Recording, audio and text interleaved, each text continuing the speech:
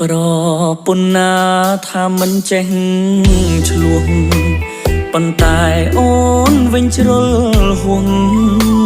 ពេលឆ្លងផុសមិនចេះហត់ចង់ឲ្យគេដឹងថ្លឹងផងតើទំនងអត់ព្រោះអីមិនប្រាកដមានអ្នកចូលចិត្តយើងទេលើងនៅខាងក្រៅទៅនាំមកក្នុងចំណែកឯភ្លើងខាងក្នុងឆោមយំប្រឹងបងហាញគេអូនកាន់តែផុសកាន់តែអស់ដំឡៃទេបើអូនខឹងចង់ជេរបងទល់មុខចង់ណាអ្នកអំអូគេផងគេត្រលបានលុយតែអូនវិញផុសបានស្អុយគេឈ្មោះគេទៅយំគ្រួសារចេញខ្មាំងគេផងគ្មានអ្វីចំណេញទេណាឈប់ហែកហួររឿងគ្រួសារឲ្យអ្នកណា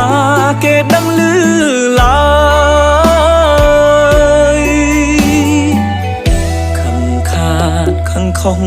ឈប់ផុសត្រាមាគួរតែចេះប្របញ្ញាពិចារណាគិតមុខក្រោ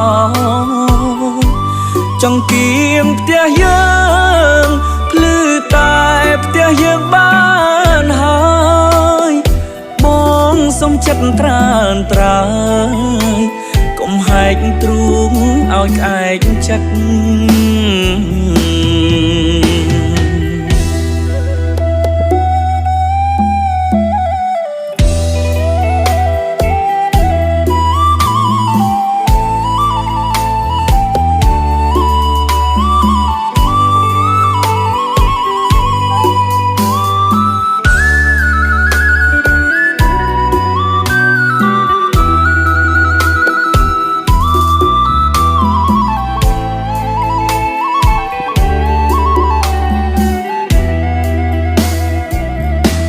អ្នកអំអូគេផងគេត្រលបានលុយតែអូនវិញផុសបានស្អុយគេឈ្មោះគេទៅយំគ្រួសារចេញខ្មាំងគេផងគ្មានអ្វីចំណេញទេណាឈប់ហែកហួររឿងគ្រួសារឲ្យអ្នកណាគេដឹងឮឡើយខំខាតខំខំឈប់ផុសត្រាមា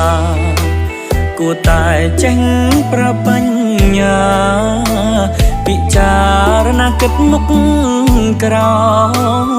យចង្គៀងផ្ទះយើងភ្លឺតែផ្ទះយើងបានហើយបងសុំចិត្តត្រានត្រើយកុំហែកទ្រូងឲ្យក្អែកចិត្ត